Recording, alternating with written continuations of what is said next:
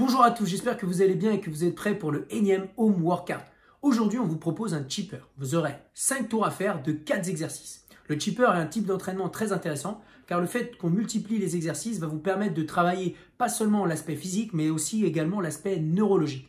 Car vous allez devoir vous concentrer à chaque fois pour recruter les bons muscles sur les bons exercices. Laissons voir ensemble les mouvements. Le premier mouvement aujourd'hui, vous allez avoir 1 minute de handstand hold. Votre objectif, ça va être de positionner vos mains à un pied du mur. Ensuite, vous allez kicker et amener vos deux pieds contre le mur. Faire en sorte de joindre vos deux pieds ensemble et de repousser le sol le plus possible. Si vous êtes face au mur, c'est exactement le même principe, sauf que vous allez monter directement face au mur. Et votre objectif va être de tenir 1 minute là-dessus, en conservant les abdos serrés, les cuisses serrées, les fessiers serrés et le fait de repousser le sol le plus possible. L'option aujourd'hui, ce serait de l'effectuer sur une chaise. C'est le même principe. Vous allez mettre vos pieds sur une chaise, vos mains le plus proche possible de la chaise et faire en sorte de pousser le sol le plus possible et d'orienter vos fesses vers le plafond. Les fesses et les épaules devraient être le plus alignées possible pour retrouver comme l'exercice contre le mur, mais simplement avec les pieds plus bas par rapport au mur. Maintenant, le deuxième mouvement. Vous aurez 10 répétitions de handstand push-ups ou 10 répétitions de pike ou 10 répétitions de presse. Votre objectif, ça va être de faire en sorte d'avoir la position du tripode sur les 3 exercices. C'est-à-dire sur le handstand push-up, je vais descendre, poser ma tête devant la ligne des mains et ensuite me redresser en tendant mes bras. J'ai la possibilité de le faire en strict ou en keeping. Faites en sorte, si vous utilisez le keeping, de contracter fort vos cuisses en même temps que vous allez pousser dans les bras. Maintenant, sur le pike, vous allez vous concentrer à mettre votre poids du corps vers l'avant et de poser la tête devant l'axe des mains et ensuite de pousser dans un axe vertical pour pouvoir réengager la tête entre les bras. Sur le press, vous allez démarrer avec votre sac ou un dumbbell et vous allez le positionner devant vos yeux et pousser la charge au-dessus de la tête. Arrivé au-dessus de la tête, vous allez repousser comme lorsque vous effectuez le handstand hold, mais simplement là, vous repoussez la charge et non le sol.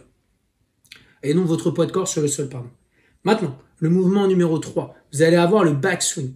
Le backswing, vous en aurez 20 répétitions. Votre objectif, ça va être de partir les pieds plus larges par rapport au sac, de pousser vos hanches vers l'arrière en conservant le dos droit, en déverrouillant vos genoux, et de contracter fort vos cuisses pour amener la charge, c'est-à-dire le sac, à hauteur des épaules. Vous pouvez mettre des livres, des bouteilles d'eau, mais faites attention, c'est un mouvement dynamique, donc le sac va bouger. Donc faites en sorte de bien le serrer et de bien mettre des charges qui sont compactes à l'intérieur pour que ça limite le déplacement. Concentrez-vous, encore une fois, sur le fait de contracter vos cuisses le plus possible et vos fessiers. Le dernier mouvement aujourd'hui, ça sera le reverse burpees. Votre objectif, c'est d'effectuer un burpees, mais simplement à l'envers. Donc vous allez partir en position debout, venir vous allonger sur le dos. Si vous le souhaitez, vous pouvez effectuer un hollow, ce n'est pas obligatoire. Ensuite, enroulez vos genoux vers la poitrine et simplement, boum, utilisez l'élan pour vous remettre debout et faire un clap dans les mains, comme lorsque vous effectuez un burpee classique.